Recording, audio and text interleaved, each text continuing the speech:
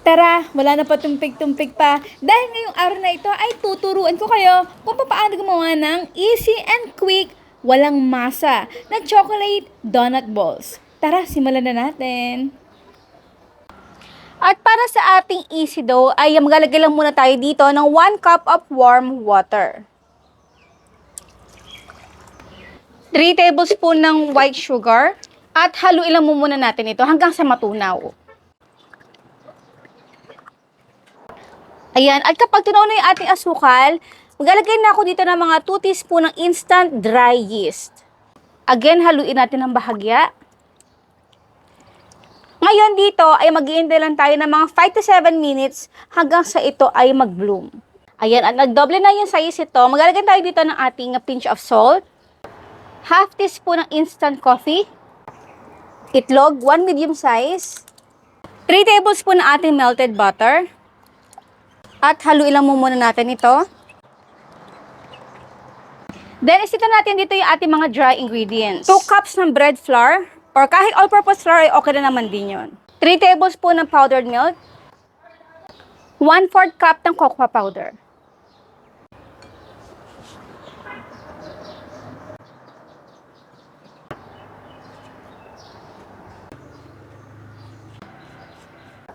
Then, haluin lang natin ito. So, ito ay no need, kaya kailangan talaga ng well-blend yung ating pagkakahalo dito sa ating dough. Hindi na natin ito kailangan pang masahin. O, diba?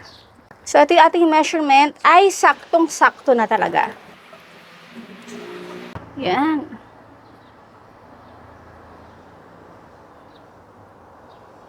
At ang ating next na gagawin, syempre, ay tatakpan natin ito ng cling wrap. Make sure na talagang walang hangin or butas na papasok dito sa ating dough.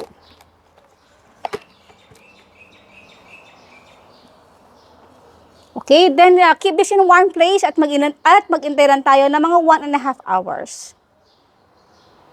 At para naman sa gagamitin natin pangluto, meron ako dito maliit na kaldero at kakailanganin natin dito syempre ng pangtali. So, itatali ko lang ito talaga ng mahigpit na mahigpit sa magkabila. At yun, hawakan. Sure na talagang hapit na hapit.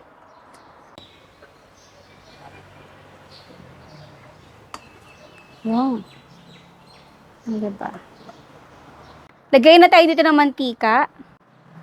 At painitin natin ito syempre. Ayan, at nagdoble na talaga yung size ng ating dough. Again, haluin lang natin ito ng bahagya. At para mapadali yung ating pagpurito mamaya, ay gagamit tayo dito ng piping bag.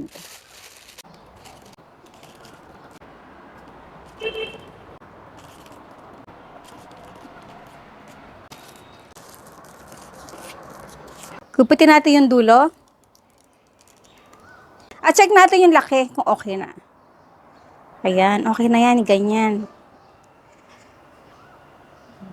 Siyempre, bago tayo magsalan, check lang muna natin kung mainit na yung ating mantika. At dapat kapag ito ay, ayan, nilagyan natin yung ating stick ay medyo nagbabubbles na ito. So, maraming beses na tayo gumawa ng ganitong klaseng donut ng no need at no bake. Kaya naman, I highly suggest na mainit yung ating mantika, kundi yung donut na nilalagay natin dito ay didikit sa pinaka-bottom ng ating pan. Lutuin lang natin ito for 5 to 7 minutes at mapifeel nyo naman na medyo tumitigas na o nagka-crunchy na yung pinaka-outer layer ng ating donut. At syempre, huwag kalimutan na ito ay halu-haluin para pantay-pantay pagkakaluto nito. O, diba guys, napakadali yan talaga itong gawin at talaga namang pwede rin itong pangnegosyo. For sure, marami kayong kikitain dito. Para naman sa ating coating, napakadali lang nito. I-combine lang natin dito yung powdered sugar, cocoa powder. At yung ratio naman ng ating icing powder ay 2 tablespoon at 1 tablespoon ng cocoa powder. Ngayon kapag nauubusan na ito, ay pwede naman tayong umulit ulit.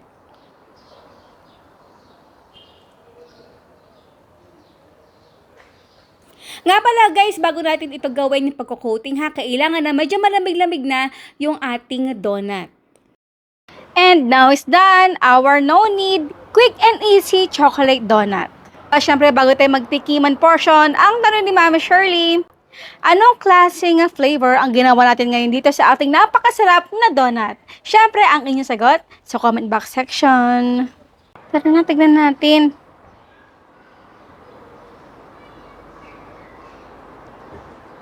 Wow.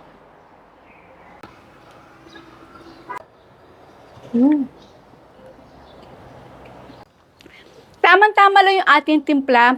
At kapag wala siyang coating ng cocoa powder at powdered sugar, medyo talagang may pagkamatabang ito ng konti. Pero saktong-sakto na talaga yung ating measurement. At talaga ng mga napakasarap. Napakasarap to ibenta. At para siya naglasa ng choco butternut ba yun? Ang sarap, grabe. Hindi nakakaumay. So, yun po guys. Maraming pasalamat sa inyo lahat ng ating outro. Keep safe, be healthy, and be happy. Bye.